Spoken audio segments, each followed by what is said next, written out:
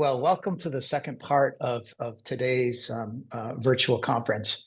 Um, Good morning to some, good afternoon to others. I don't think there's any good evenings out there, hopefully. But anyway, definitely want to welcome you and frankly, welcome the three panelists that I have here. Each of these panelists I've known for many, many years and think very highly of. But we're going to get into a little bit about that in a minute. About 2 years ago, I started giving a presentation and around the three attributes of the most successful critical access hospitals that I've come across in the country. These are critical access hospitals that often have been struggling, and with a new leader, changes have happened. The three most important attributes of these successful rural hospitals. Number one is an abundance leader. And again, I'll get into the definition of abundance and talk a little bit about that. Each of these three are they're in the top 10 of my abundance leaders that I've come across in the country. That's the first attribute. The second attribute is fundamental understanding of economics, understanding contribution margin and what drives profit. When you're looking at revenue less variable costs and fundamentally understanding that. The third attribute of the most successful critical access hospitals is a measurement culture where we take politics out of decision making with measurement. We drive improvement and accountability in. And the area we want to focus on in today's presentation is this abundance/infinite game leadership style. And so with that, what I'd like to do is kind of introduce the three panelists that I have. Again, I think most highly of Mary Ellen. I'm going to start off with Mary Ellen. I met Mary Ellen back in the early 2000s as the CEO of a critical access hospital in Mississippi. And she moved on to a critical access hospital where she's been for a long time in Louisiana. But let me read a little bit of her bio. Mary Ellen Pratt is the CEO of St. James Parish, a critical access hospital located in Lusher, Louisiana. She has dedicated her career to rural health for the last 20 years. Her leadership in rural health care is evidenced by being a board member of the National Rural Health Resource Center, Louisiana Hospital Association, Louisiana Rural Hospital Coalition, a member of the NRHA Rural Health Policy Congress, an advisor to the Office of Rural Health Policy Rural Hospital Issues Group. She is past chair of AHA Small Hospital Governance Council. And I guess we could just go on for another 10 minutes and then we wouldn't have time for the presentation. Needless to say, Mary Ellen is a superstar in my world. The second gentleman, or the first gentleman, the second speaker I would like to introduce is a gentleman I met back in about 2017-18. His name is Benjamin Anderson. He's the president and chief executive officer of Hutchinson Regional Healthcare System in South Central Kansas, where he's responsible for management, direction, coordination, and organization of all operations and related activities in pursuit of the objectives set forth by the board. Prior to that, he was vice president of rural health and hospitals at the Colorado Hospital Association. And previously, he was the CEO of Kearney County Hospital, comprehensive rural healthcare delivery complex in Larkin, Kansas, that serves 30 nationalities within a 180-mile radius. During the first 6.5 years, he led the organization through a period of rapid growth, expanding access to coordinated primary care and specialty services. Many of you may have heard Benjamin present at National Rural Health Associations, American Hospital Associations, State Hospital Association Conference. He's an absolute featured speaker, one of the best I've ever heard speak, and a recognized leader in transforming rural health care through a mission-driven approach to recruiting physicians in underserved areas. His work was recognized on CBS Sunday Morning, NPR, and Politico, at Sports Illustrated. What happened there? It was not Anderson was Anderson was named to Becker's Hospital Review's Rising Star list of healthcare leaders under 40. That was back 20 years ago, and one of modern healthcare's 2014 up-and-comers. The last speaker we have, I met Kevin around the same time I met Benjamin, back in the 2018-2019 timeframe. He is the CEO of Mahaska Health, the second largest critical access hospital in Iowa, and is physician and nurse led, serving roughly 22,000 residents uh, and 70,000 regional residents from 26 counties. He employed 645 dedicated teammates with 85 physicians and affiliate providers. Kevin brings more than 20 years of healthcare business management and executive leadership to Mahaska Health. Strong resume of healthcare business management, professional leadership, and has been recognized for building high-performing, cohesive teams-focused leadership, team focused on delivering high quality, compassionate care that is physician and nurse led. And you'll hear him talk about that we are a physician and nurse led organization over and over again. He has led strategic initiatives to improve financial operations and enhance employee physicians. And he can go on and on and on. Prior to earning his master's degree, Kevin earned his bachelor's degree in business administration from Iowa State University. I think they call themselves the Cyclones. And then played football in the NFL for some team called the Dallas Cowboys, who you probably never heard of. They don't do very well these days. And served as team captain for Iowa State and 3 NFL Europe football. So I just have this group of panelists. I was thinking about this presentation all day today and not really knowing where an open discussion goes, but I'm excited to hear the responses to some of the questions around thriving in the environment that we're in, just because I know who these folks are. So with that, what I want to do is have each of them spend a few minutes, kind of talking a little about each of their hospitals, so you can get a sense of the community that they're coming from.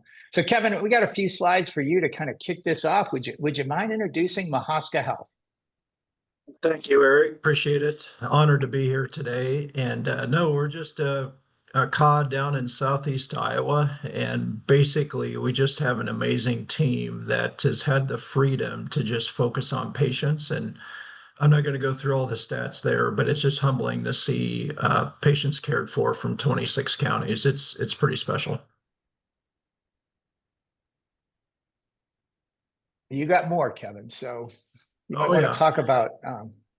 So here's our financials, guys. And so, back in 17, there, we incurred a $7 million loss. We had 7 days of cash, guys. And so when you go from that to now completely reversing the financials, we just, our culture, our physician leadership, the nurse buy-in, it's been truly remarkable. And I credit all of our clinical leaders for really putting together a financial rescue plan to take care of this community, take care of the hospital, so that we can stay independent is truly humbling. And to see this graph now is just a humble reminder of, hey, it's worth making sure that you, I'm going to steal Ben's quote here, care for the caregiver. As administrators, as leaders, we need to care for the caregiver. Make sure that we give them the tools that they need, and then the financials take care of themselves. And so it's been pretty cool to see what's happened here financially at Mask Health. So just one important note, Kevin came into Mahaska Health halfway through fiscal year 2018. And in fiscal 2017, as you can see, I pay attention to the operating margin, the green bar, that in fiscal year 2017 had a negative 10.6 operating margin. That now has gone to a 9.7% operating margin. Almost, if you remove the effects of COVID, is a step function increase in performance. And Kevin, you got one more slide to talk a little bit about your thinking and how you lead. Just to sum this up, I won't go through every line item. I think this is sent out, but culture truly is everything. Making sure that you take care of everyone from laundry to physicians to who's taking care of the grounds. It's truly been special. And so having 16 physician medical directors, we have no business having 16 medical directors, but we do, because when you get that much talent in a room with our executive team, some really special things have been shared that then we turn into action on a monthly basis. And you have to keep in mind that the people that are in this room truly do practice with compassion and kindness and have a heart for patients and just want to do the right thing. And the last bullet point there, Press Ganey shared that we're not normal, which is really unique. We like being not normal. And so that's just a credit to our culture. The 96th percentile for employee satisfaction is it's truly humbling. So when they were talking about, when they're talking about Mahaska Health or Kevin Durande as not normal. Alaska Health. Well, both. I mean, Okay. I embrace it. And just could you, the serving is the act and act of focusing on someone else's interest instead of your own. Whenever I meet with you, I hear that over and over again. When I go to your medical staff retreats, it's over and over Mhm. again. Can you just comment on that one bullet? That is all foundational in servant-hearted leadership, Eric. We are here to serve those around us. It's not about I, it's all about the team. How can we take care of each other? Essentially getting over yourself to listen and work together as a team so that great things can be accomplished. And one of the books that our entire team has embraced is called The Advantage by Patrick Lencioni. Highly recommend it. It talks about organizational health and why culture is so important and why culture eats strategy for breakfast. Fantastic. Thanks for that. Mary Ellen, could you talk a little bit about St. James Parish?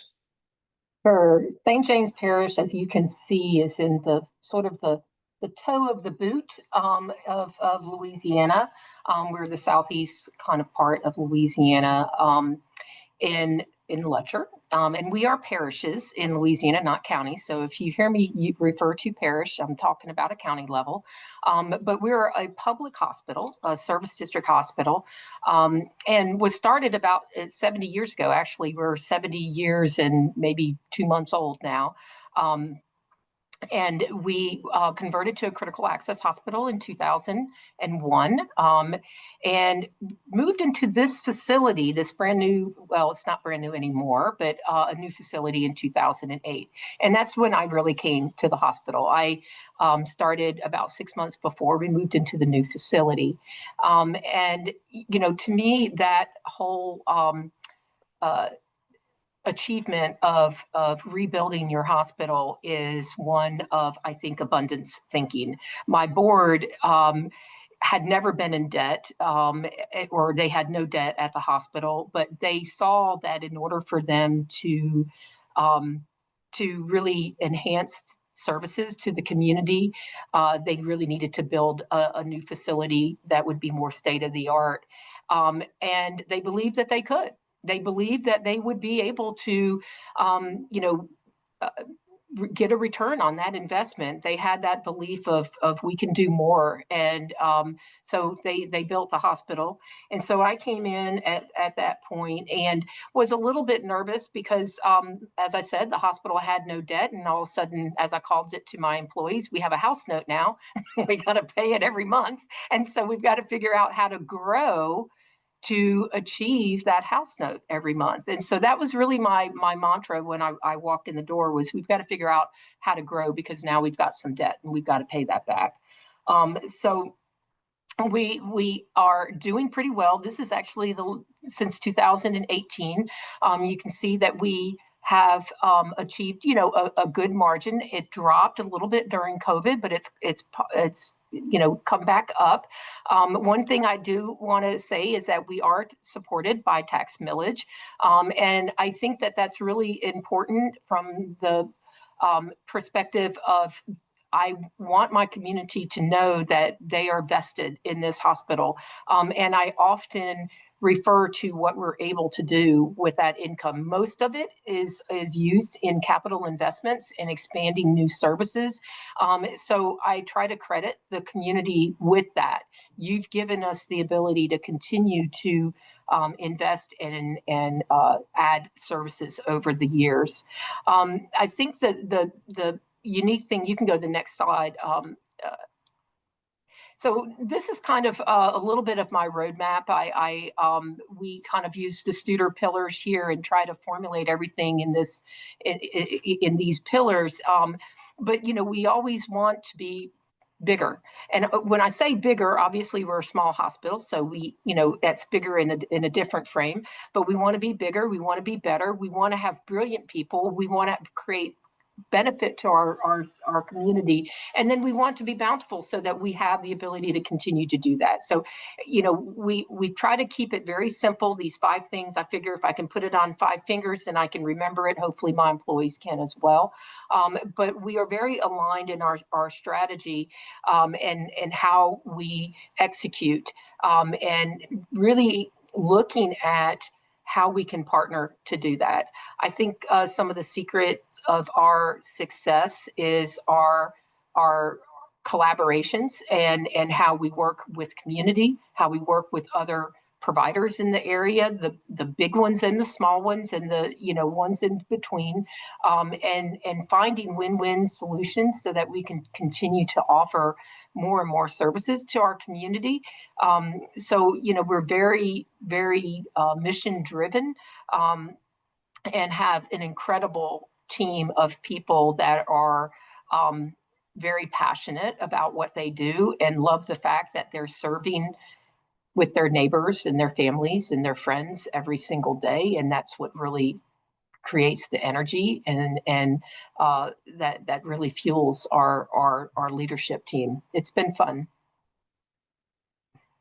Well, we're gonna drill down into some more specifics on that in a minute, Mary Ellen. So stay tuned. Stay tuned. Mm-hmm. And then last but not least, we got Mr. Anderson. Thanks for the introduction, Eric. I am the president and CEO of Hutchinson Regional Healthcare System. It's a 190-bed independent hospital in central Kansas. I would describe us as the middle of Middle America. We are maybe 100 miles from the geographic centermost point, which I think is like a wheat field. But we serve about 100,000 people in central Kansas and then have patients all the way out to the far western side of the state. We serve about 30 zip codes in that 100,000 population. And I mean, our community is, it's sort of a story of rural America. We've got a golf course and we've got public schools and a community college, and we've got manufacturing and farming and some tourism. There's a space museum called the Cosmosphere here that's a sister to the Smithsonian. Apollo 13's capsule is here. So there's a salt mine 600 feet underground that people go hang out in and learn. And I think the Wizard of Oz's original film is down there stored. So there's a museum down there. So there's reasons to come to town. But all that to be said, it's in many ways a typical town. We've got wealth and we've got poverty. We've got health and we've got illness, and we've got substance use disorder and mental illness, and a lot of the public health challenges that are facing the United States are in our area. And so we approach healthcare again from an independent standpoint, just like Mary Ellen and Kevin mentioned, but we're solving those problems. And I think one of the things that makes us special about our culture is, instead of looking to maximize market share, we're answering the question, well, what problem are we trying to solve? And then let's solve for that. But it begins with this basic and universal understanding that every human being has value that comes into our hospital, whether they work here or they're seen here. We do not differentiate care based on a person's payer type or even their ability to pay, not their race, their gender, their zip code, anything like that. We see them. And we support them. So there's 190 bed medical center. There's a hospice and home care company as part of our organization. There's a certified community behavioral health center that's underneath our organization. There's a durable medical equipment company. There's a real estate holding company that basically owns the properties that the healthcare community uses in our community. And then there's a $43 million foundation that's really old money that's been sitting in there for most of 50 years. And the proceeds off of that we use to do some pretty innovative things around ensuring equity in our community. We can move to the next slide, Eric. I just want to say one of the unique pieces of Hutchinson, the community, that I really prized was the fact I could go across the street to a Dunkin' Donuts and get a nice iced tea at Dunkin' Donuts, which is from those of us from the Northeast, that's an important part of a rural town. It certainly puts us on the map. We encountered some struggles. This health system didn't weather COVID well, and we got a little infusion of cash and early on, and we hung on with it. But I think the perhaps overutilization of contract or agency labor, the struggle to pivot, during those times, led the organization to a reduction in force in 2023. We lost about 80 employees, which in a rural community is a really big deal. We serve a bigger service area as a regional medical center, but we're still a small town. And so that's 80 families that were directly affected, not to mention the folks indirectly affected and the culture of the organization. So that went out. There's been almost complete turnover. All but one of the senior executive team members that were here at the time of that have since turned over. And so we had a long road to recovery. I think it was a 12% loss, over $20 million loss one year. And so I came in at the end of 2023, right after that reduction in force. And so we really needed to rebuild. And so we redefined the mission, the vision, the core values of the organization. Our mission is entrusted with people's lives. We make health and healing available to all. Simple. It's something we can expect 1,600 people throughout our whole health system to memorize, to commit, and to live by. The vision is to be the best health system in a thriving community.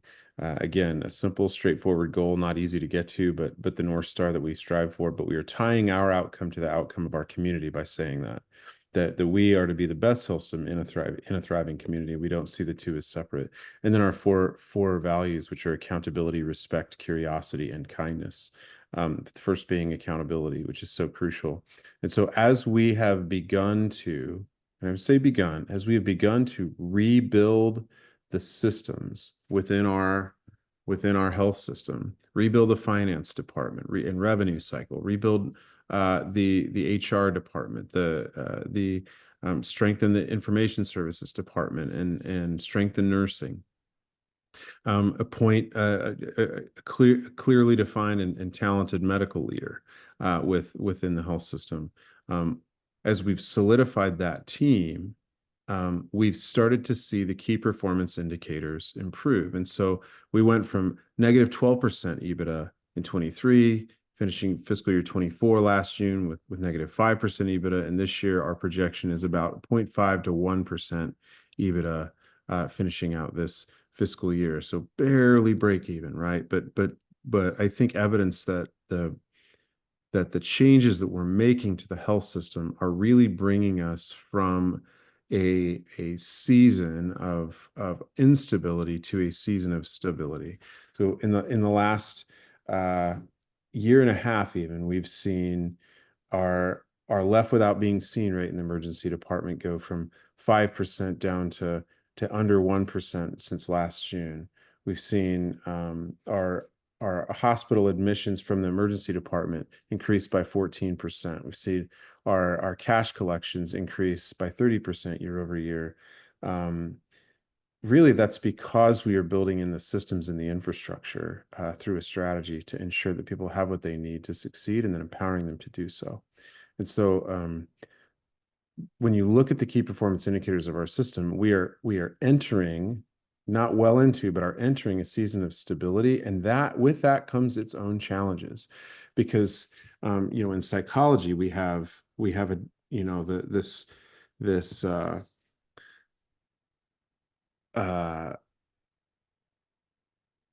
complex circumstance or status of self-sabotage. Like when a group has been in a state of chaos for so long, there's a subgroup within that really success feels so unfamiliar that we're not actually sure what to do with it. right? And so we have, as leaders, we have to engage our team and offer reassurance consistently that no, we stay the course, we stay the course, we trust the system, we trust each other. And with that, we continue to slowly elevate and get better month after month after month. And so I think this is not something where there's an end goal, where we've crossed the finish line, we've arrived. It's ever changing, and so this is sort of an indicator. This one slide is to where we're heading financially. And when the green bar goes north of the red bar, we realized, all right, we're now entering a new season. So Eric, And let me clarify. Yeah, this is great, Benjamin. We'll get to a little bit more detail. Benjamin started literally halfway, January 13th, 2014. They're on a June 30 year end. So Benjamin started in halfway through fiscal year 2014. What is most impressive to me is the slope of the green line, which is operating revenue, in the essentially first full year that Benjamin is, and it's a leadership focused on growth. And that's going to lead into this abundance and scarcity and infinite game decision making. Many of you may be familiar with abundance. You've heard me talk about it in the past. You're familiar with it on your own. But what I would like to do, this came out of a concept by Stephen Covey back 35 years ago in the book, The 7 Habits of Highly Effective People. If you don't mind, I'm going to read a couple paragraphs from this book describing the abundance mentality. It says, the abundance mentality, the paradigm that there is plenty out there for everybody. And he's going to compare and contrast to scarcity. He said, most people are deeply scripted in what I call the scarcity mentality. They see life as having only so much, as though there was only one pie out there. And if someone were to get a big piece of the pie, it would mean less for somebody else, and in particular, me. The scarcity mentality is a zero-sum paradigm of life. People with a scarcity mentality have a very difficult time sharing recognition and credit, power, profit, even with those who help in the production. They have a very hard time being genuine and healthy for the success of other people, and sometimes especially members of their own family or close friends. Although they might verbally express happiness for others' success, inwardly they are eating their hearts out. Their sense of worth comes from being compared, and someone else's success to some degree means their failure. I'm going to jump through a couple other paragraphs, but this is all talking about scarcity, the inverse of abundance. There's one paragraph that explains abundance. It said, the abundance mentality, on the other hand, flows out of a deep sense of personal worth and security. It is the paradigm that there is plenty out there and enough to spare for everybody. It results in sharing of prestige, of recognition, of profits, of decision-making. It opens possibilities, options, alternatives, and creativity. Each of these 3 leaders that are speaking to you today, I would put in my top 10 list of CEOs I've met anywhere in the country that manifest this abundance mentality. On the the 2 sides of the same coin is the infinite game mindset. This was a book that Simon Sinek wrote back in 2019. To me, it's one of my top, it's my top 5 books that I've ever read. And so I want to just kind of, for those of you who have read it, I want to reorient you to some of the concepts coming out of that book. For those of you who haven't read it, I'm going to teach you in 5 minutes kind of the key concepts that I took away from the infinite game mindset. So again, the same coin, different sides. I look at abundance and infinite game mindset as nearly the same thing. But what Simon Sinek talked about was infinite games. So he differentiated finite games from infinite games, where finite games are known players, fixed rules, agreed upon objective that when reached ends the game. It's like when the Dallas Cowboys are playing football, they end up losing the game every time, or most of the time. Where infinite games are played by known and unknown players, no exact agreed upon rules, with primary objective to perpetuate the game, to stay in the game, to perpetuate a cause that's bigger than what you can achieve in your lifetime. And what we talk about in any type of business, business in general lives in the world of an infinite game. We don't know who comes and goes. We don't know who our competitors are. But what happens is often folks in the infinite game of business or healthcare lead with a finite mindset. And when we lead with a finite mindset in an infinite game, leads to problems with declines in trust, cooperation, and innovation. Finite leader plays to end the game, i.e., to win. And thus there has to be a loser. They play for themselves and want to defeat the other players. Finite-minded leaders place unbalanced focus on short-term results, employing any strategy to help make the numbers. The result is a culture of self-preservation, hoarding information, hiding mistakes, essentially the definition of scarcity when we're looking at Stephen Covey's definition. In the finite game of business, we have to stop thinking about who wins and who's the best and start thinking about how to build an organization that's strong and healthy enough to stay in the game for generations. That's an overview of this infinite game and why this book is. The last chapter of this book talks about the courage to lead with an infinite mindset. And this is really powerful stuff, kind of what's going on these days. And what Simon talks about is there's this willingness to take risks for the good of an unknown future. We don't know. We're investing in something that we don't know the exact outcome. You saw the growth from each of these three leaders. They invested in, Mary Ellen talked about the investment in a facility. Just saying, I'm going with it. Kevin, investing in his medical staff. Benjamin, the growth that he's seen. It's an investment in an unknown future, but it's real dollars out today. The willingness to completely change our perception of how the world works, to reject Milton Friedman's stated purpose of business, which Milton Friedman, the economist, talked about. The purpose of business is to return dollars to the shareholder, and embrace an alternative definition. Adopting an infinite mindset in a world consumed by the finite can absolutely cost a leader their job. The pressure we all face today to maintain finite mindset is overwhelming.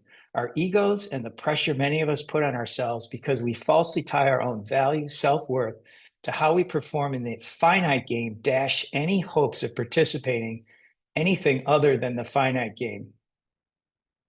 Few of us have the courage to change from a finite mindset to a more infinite one alone.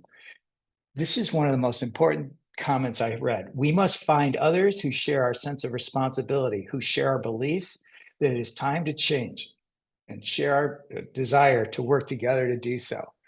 To me, the definition of infinite versus finite, and this courage to lead in a finite world with an infinite mindset are two very powerful concepts.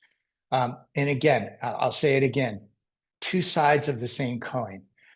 I brought these three on this stage to present to you because, again, they have this mindset. And because of that, I wanted to ask them questions around how they think about things coming from their mindset, which is not that finite that we just talked about. It's not that scarcity. And so what I want to do is for the next 10 or so minutes, 12 minutes, ask these folks, kind of, how has your abundance finite game mindset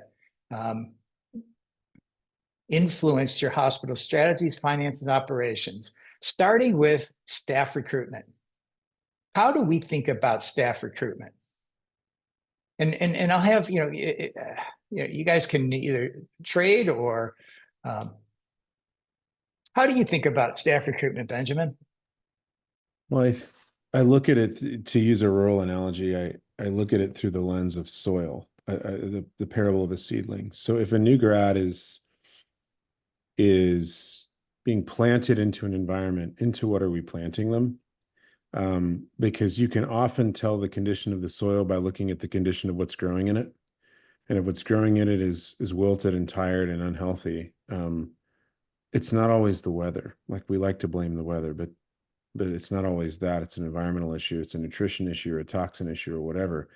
And so what we did a year and a half ago was we we actually engaged Stroudwater to survey our team, meet with stakeholders, to do a soil check. And literally, we compared the data to what the United States Department of Agriculture calls the principles of soil health: maximize living roots, translated, take care of your existing people; minimize disturbance, address the stuff that's running them off; maximize biodiversity, simple, remove bio. And what's the organization's holistic look at diversity and diverse mindsets and lived experiences? And then maximize soil cover. And that's essentially the innovation in between harvests. What are we doing to ensure that we are stewarding what we have? And we looked at that assessment, and we came up with what matters most to people, to use an IHI term, what matters most to people, and then just built systems around ensuring that people could come here and thrive.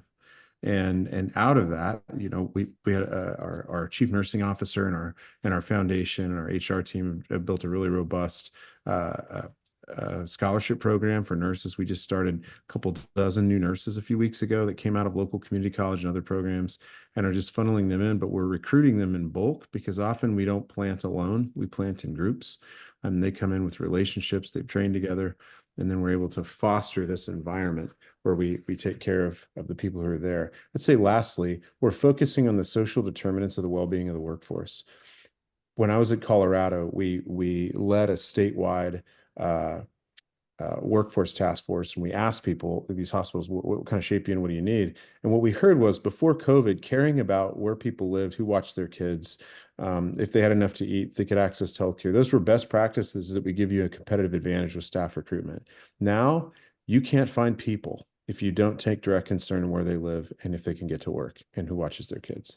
And so we are partnering with the YMCA to build a new childcare center in partnership with the Cosmosphere that'll be STEM education focused, and then making it attractive to the doctor, accessible to the housekeeper. We're surveying how people are getting to work and developing innovations there. We're helping people with a down payment model where they would get into a new home, a 3-bed, 2-bath new home, and get out of rentals, and tying that to years of service. So I think we're taking a direct interest in their well-being, because that's what they said they needed the most. Thanks. Mary Ellen, Kevin? Well, I was going to talk a little bit about physician recruitment, because I Well, think let's go there then. Let's go there. I Yeah. think Benjamin did a great job. Unless Kevin, you want to add something on staff recruitment. The other thing I will say about the other thing I want to say about Kevin had approach back when the pandemic, Kevin, back when the pandemic hit, you had a very innovative approach to staff recruitment. Would you share that with the group? If you don't remember, I'll remind you. Oh, thank you, Eric. No, so we had 26 openings during COVID, and everybody around us was furloughing, terminating employees.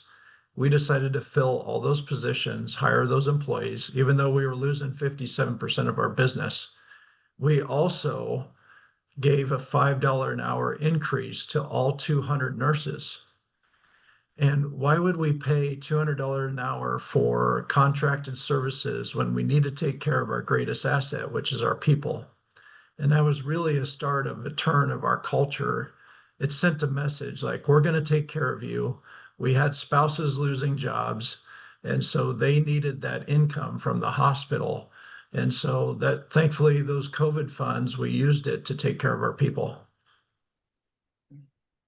And go back to the finite versus the infinite game mindset. You threw the finite rules of the game aside and said, we're going to focus on our long-term here, knowing that it's going to come from our staff. And without certainty, you took a finite risk, a risk in the unknown, for an investment today, and it has paid off for you swimmingly. Mary Ellen, do you want to touch on medical staff recruitment? Yeah, I would. I just want to add, when it comes to staff, I know, for COVID, we did the same thing. We kept all of our employees when others were furloughing, and we did not take that stance. But another, I think, important point is that my board is very aware of the role that we play in terms of employment in our community. And even when there might be ways to outsource things for cheaper, we don't opt for that. We understand that employing in our own community pays off in our community far more than the savings that we're going to see in just the cost of providing that work or getting that work done. So they've got that bigger vision, and I think that's really important. When it comes to physician recruitment, we've been really successful with that here in St. James, and I can tell you that it's all in the way you look at things. Some people would look at where I am and say, "Oh my gosh, you've got two big metropolitan, areas on either side of you, and they're just going to suck everything out of your area, and you're going to be left with nothing." In the contrary, we look at that as opportunity, because I'm close enough to those areas that I can pull out of there.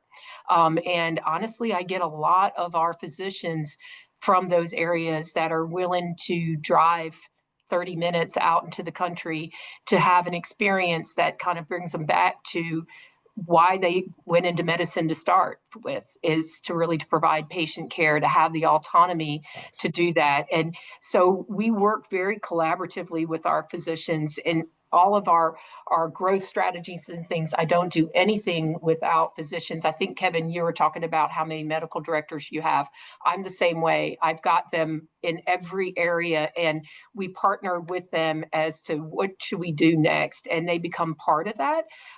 And what was good about that too is that you don't have that competitive feel with your doctors that are going to be now interested in trying to compete with the hospital with imaging services or any of these other things. They come to the table and want to work with us.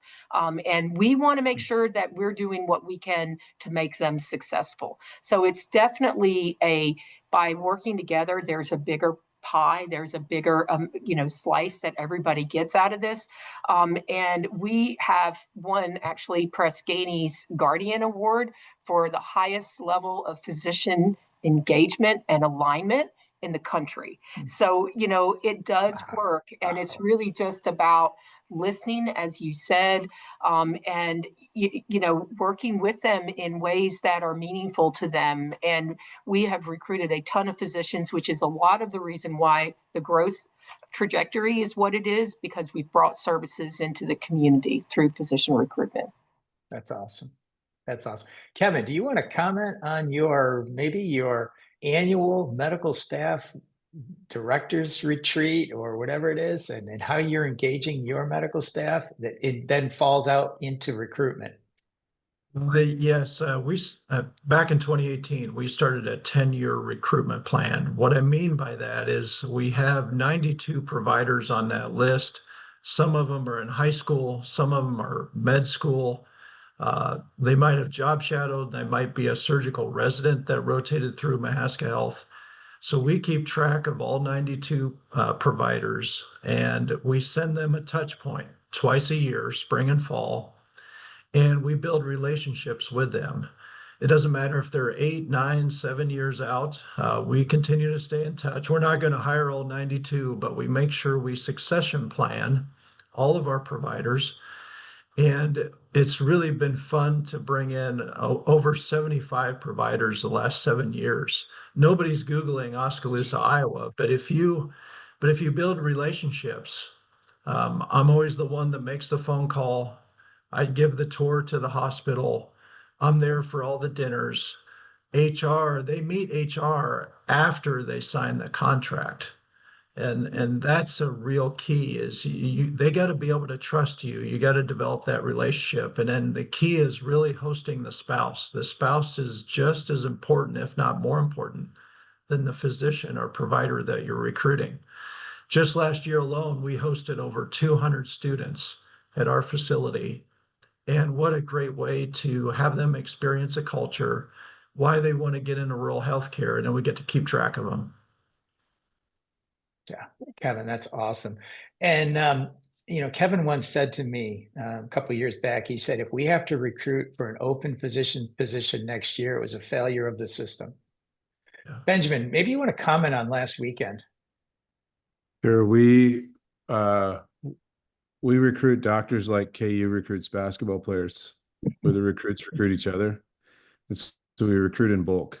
We have a really cool, robust recruitment team.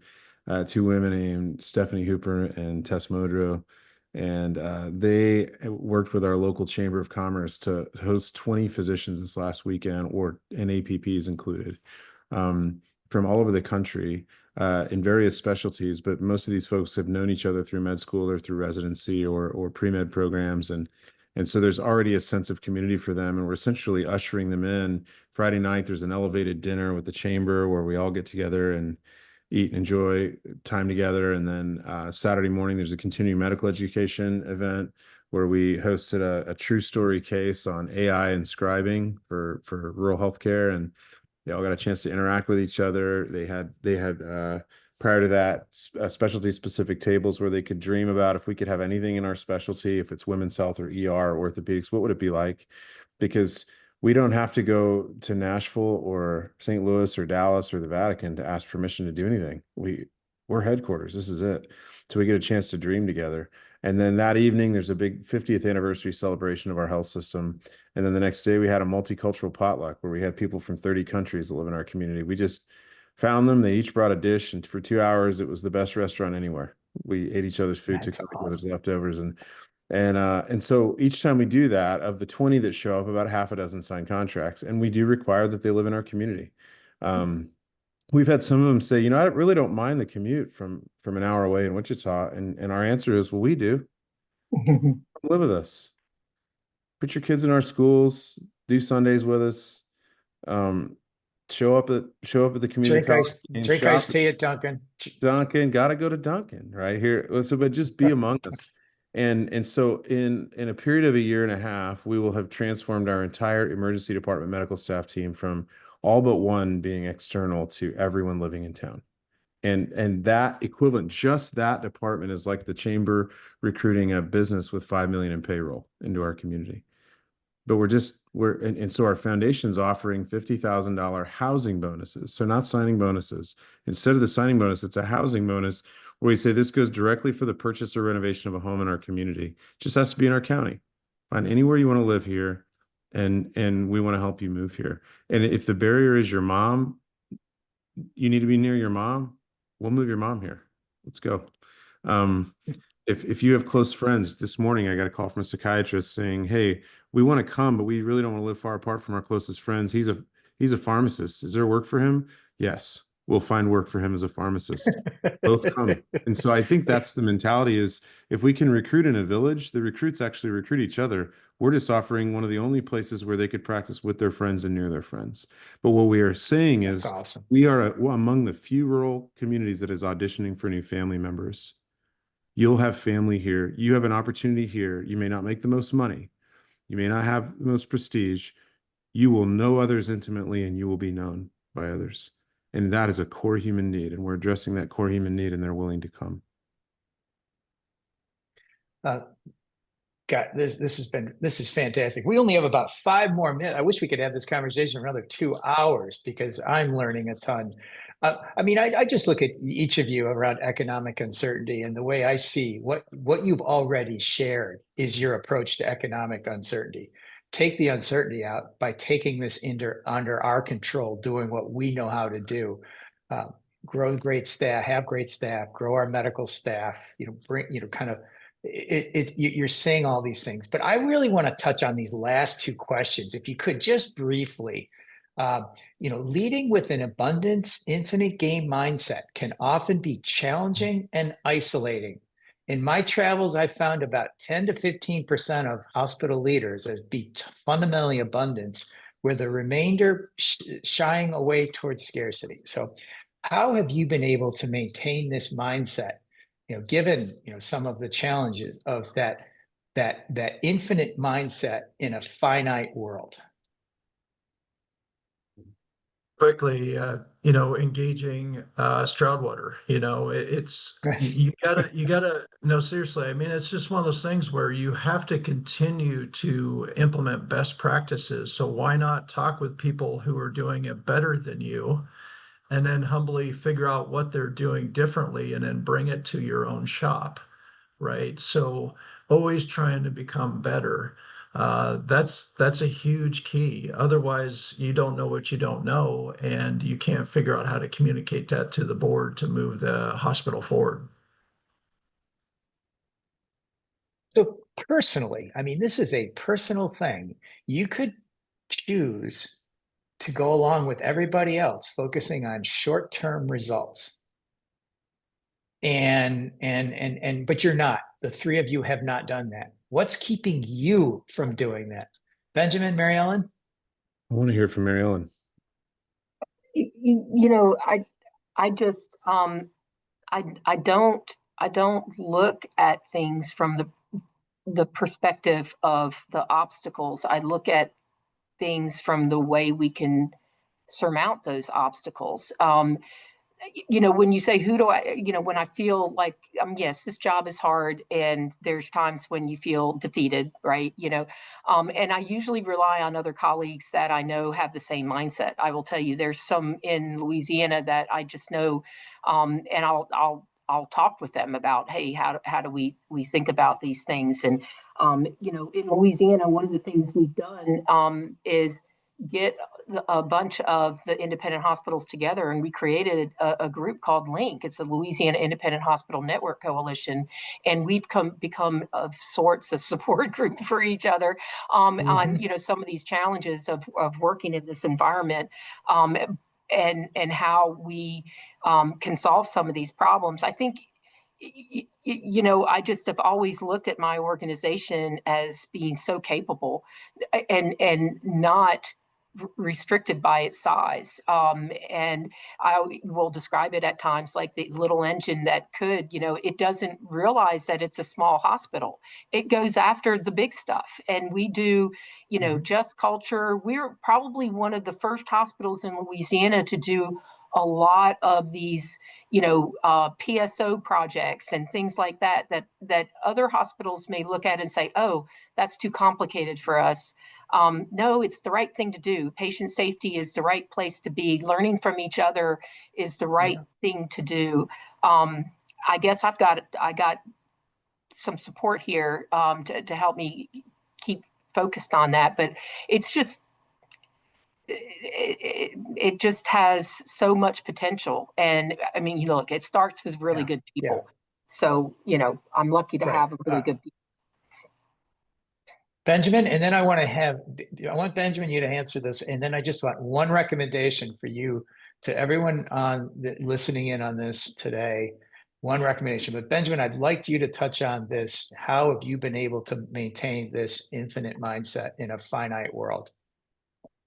Well, I think first of all, Kevin mentioned the Stroudwater connection. Specific resource there that was helpful to us was a strategic financial operational assessment, which USDA pays for, and we didn't have a lot of money, but USDA fronting that for us was helpful. It basically, to know where you're going, we got to know where we are, and we had to know where we were. We had bondholders that were calling us saying they want to pull their money back, and our EBITDA wasn't performing. We just needed to know, what do we need to fix, and so getting a good outside look at that.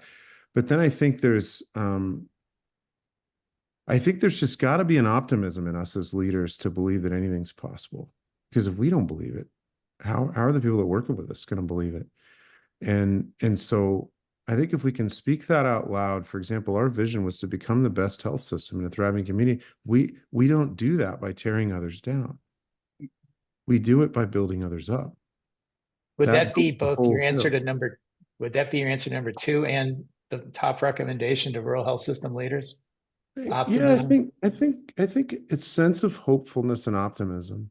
And we have to understand what motivates ourselves and what motivates other people, and engage them where they are and how they find their source of hope or optimism. And the more we know them authentically, the more we can do that. But this is important work, and people die if we don't do it well. So let's do it well. Yeah. Mary Ellen, one recommendation you want to give to everybody on this conference. I think that we need to promote the value of rural. I think so often we think of ourselves as being, you know, low volume or this or that. We have incredible value, and we need to promote that value so that our employees recognize the contribution we make to the whole healthcare safety net. I'm constantly talking about the relevance and the importance of the work that we do. And, I think that's important for people to know. Rural has value. We're sending referrals in. All these big hospitals, they need us. We have a lot of value in what we do, and to promote your value. Right on. Right on. And we're going to save it last to the home run hitter with the pink tie on. Mr. Durande, what would your recommendation be to everyone? Real key. So culture actually increases revenue. So if you have a positive culture, if the entire team is working well together, we're not perfect. We're still working on many items. But if that culture is so healthy, your revenue will increase. And it's crucial that you pay attention to that. And that's why we flipped our org chart. We have a bottom up mentality, we have uplines, and we serve the people that take care of patients so that patients receive better health care. That's number one recommendation. Thank you, Kevin. We are right up against the top of the hour. I think we had a couple, 3 dozen questions come in that we don't have time. Megan, how would you like us to handle the 3 dozen questions that have come in? Yeah, thank you, Eric. We are going to be reaching out to you all to get the answers to the questions, and then we will be sharing them all via email with everyone who joined us today. I do just want to call attention, though, to one comment we did get in the chat, which I think is a great way to thank all of our speakers today, and it was humility, community care, compassion, fellowship. You are all amazing. So thank you to our presenters today for joining us. And that brings day one of our CAW conference to a close. Yeah. We hope today's presentation sparked new ideas and inspired strategies you can take back to your teams and communities. We look forward to seeing everyone tomorrow for another impactful day. And until then, thanks again and have a great rest of your day. Thank you all. Take care, all. Thank you, Thank guys. you.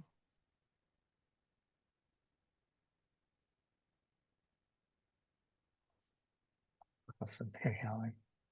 Oh, sorry, I was reading the comments.